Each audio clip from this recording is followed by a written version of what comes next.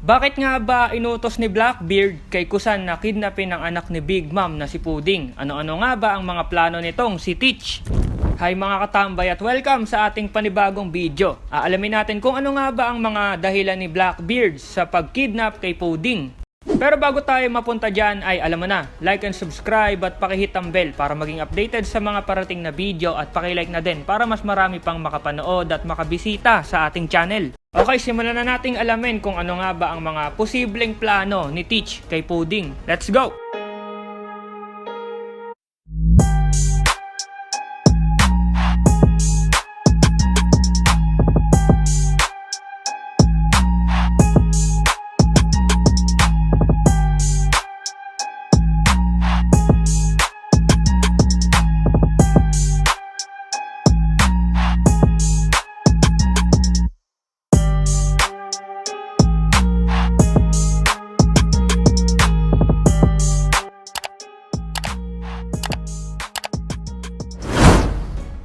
Nakita naman natin na sa chapter na dumaan na itong si Pudding ay nasa barko nga ng Blackbeard Pirates at nakakulong doon. Na mukhang siya yung pinakapakay ni Kusan kung bakit ito napunta doon sa Totoland.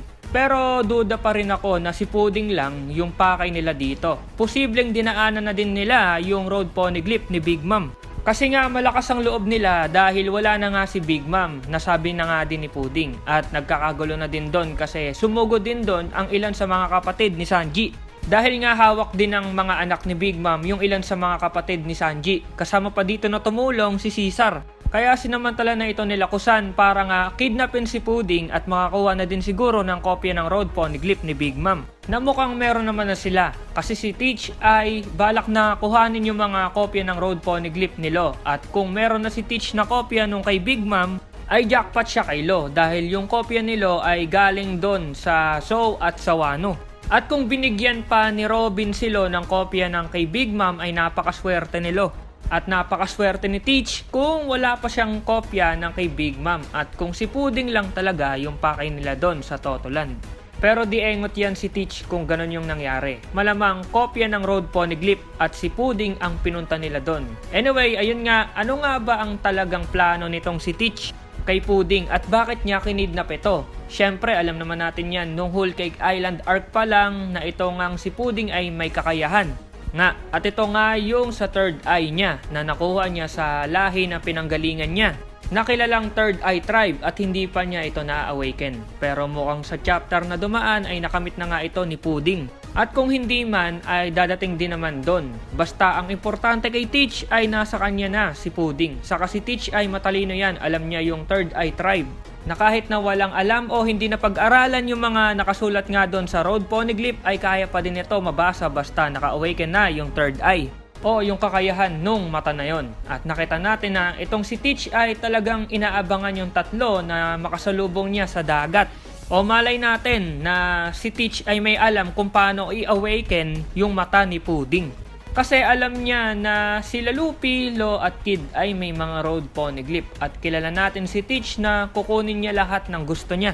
Na kapag nakompleto niya na yung road poneglyph ay dito niya na ipapabasa kay Pudding. Panigurado na di lang ako'y nakaisip sa gantong mga teori. Na si Pudding nga yung gagamitin niya para mabasa yung mga makukuha niyang road poneglyph. Pero may mas malupit pa na dahilan panigurado itong si Teach para nga magamit ng husto si Pudding. Di ba nga ay may third eye at may devil fruit si Pudding at ito yung Memo Memo no Mi na kaya niyang manipulahin yung mga memorya ng tao. Kaya niyang kunin yung memory gamit ang pagkuha mismo nito sa ulo ng tao na sa pamamagitan ng isang film strip. Si Pudding dito ay parang nag-e-edit ng video. Pag may ayaw siya, kinakat niya yon. Napaka-useful na power para sa isang tao. Naalala niyo yung ginawa niya kay Sanji at kay Reiju. Sinabi niya muna yung plano niya at pinasakit yung damdamin ng mga yon sa kanya inedit para nga mawala sa isip ng pinagsabihan niya. Pero bakit ko nga ba nabanggit itong devil fruit ni Pudding? Ito na naman, sisingit ko si Blackbeard. Si Teach ay may alam sa mga devil fruit. Malamang alam niya yung kapangyarihan ni Pudding na kayang magmanipula sa mga memorya ng tao. Kayang tingnan kung ano nga ba yung mga nakita nung tao na yon. Syempre bilang mautak, itong si Teach gagamitin ito si Pudding para sa mga kaaway niya.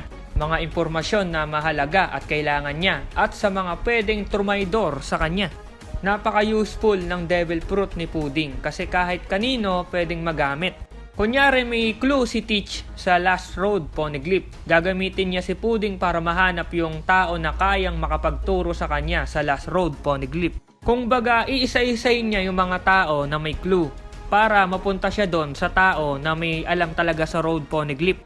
At syempre, pwede niyang gamitin ito sa mga hostage niya, katulad na lang ni Kobe.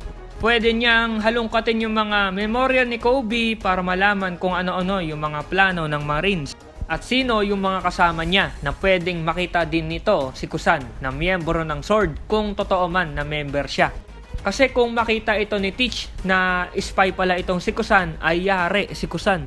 Pero what if lang naman yun. Sa sobrang useful ng Devil Fruit ni Pudding ay napakadaming pwedeng gawin ni Teach dito. At isa talaga sa mga posibleng mangyari ay gamitin ni Teach si Pudding para magbasa ng Road Poneglyph at malaman ang maraming sikreto sa One Piece. Syempre, makarating na rin sa Laptail. Pero mahaba-haba pa yung tatahakin ni Teach dahil sa palagay ko, isa pa lang yung Road Poneglyph ni Teach. Kung makukuha niya kay Law ay 3 na. Kung makukuha niya, hirap nga siya ngayon makipaglaban kay Law dahil awaken na ito at ang lakas ng Heart Pirates. Kaya abangan na lang natin yung mga mangyayari. Kayo mga katambay, ano ang mga palagay nyo sa ginagawa ngayon ni Blackbeard?